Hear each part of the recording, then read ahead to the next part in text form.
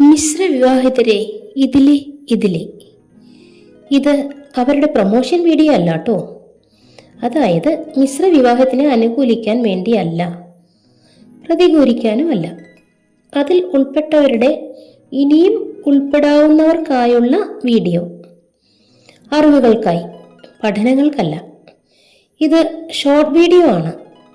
10ഓളം long വീഡിയോകളിലൂടെ Mishra വിവാഹം, അതിനുള്ള കാരണങ്ങൾ, അതിനുള്ള സഭാപരമായ തടസ്സങ്ങൾ എന്തൊക്കെയാണ്, അതൊക്കെ എങ്ങനെ മറികടക്കാം, അതിനെന്തൊക്കെ ചെയ്യണം, പള്ളിയിൽ വെച്ച് എങ്ങനെ വിവാഹം നടത്താം, അതിനുള്ള ഇളവുകൾ, അതിൻ്റെ കാനോൻ നിയമം എന്താണ്, ആ നിയമങ്ങൾ ഡിസ്പെൻസേഷനെ പറ്റി എന്തു പറയുന്നു, ഏതൊക്കെ കാനോനുകൾ നേരിടാവുന്ന അവഗണനകളും പരിഗണനകളും ഏതെല്ലാം, കാനോൻ നിയമങ്ങൾ 1-ാം നൂറ്റാണ്ട് മുതൽ 1983 വരെ, മറ്റു സഭകളിൽ നിന്നുള്ള വിവാഹങ്ങൾ, വിവാഹ കാനോൻ നിയമങ്ങൾ, ആരുടെയൊക്കെ അനുവാദം വേണം, അതിനുള്ള ഫോമും മറ്റു നടപടിക്രമങ്ങളും, ആരുടെയൊക്കെ ഒപ്പുകൾ വേണം, എഗ്രിമെന്റിൽ ഒപ്പിട്ടില്ലെങ്കിൽ സംഭവിക്കുന്നത് എന്ത്, മക്കളുടെ സഭാപ്രവേശനം, എന്തൊക്കെ വാഗ്ദാനങ്ങൾ നൽകണം, ഇത്രയും കാര്യങ്ങൾ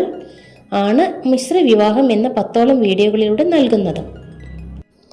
ഇന്നത്തെ തലമുറയിലുള്ളവർക്ക് ഇത് ആവശ്യമായി വരുന്ന ഒന്നായതുകൊണ്ടാണ് ഇത് ഷെയർ ചെയ്യുക, ലൈക്കും സബ്സ്ക്രൈബും ചെയ്യാൻ മറക്കല്ലേ.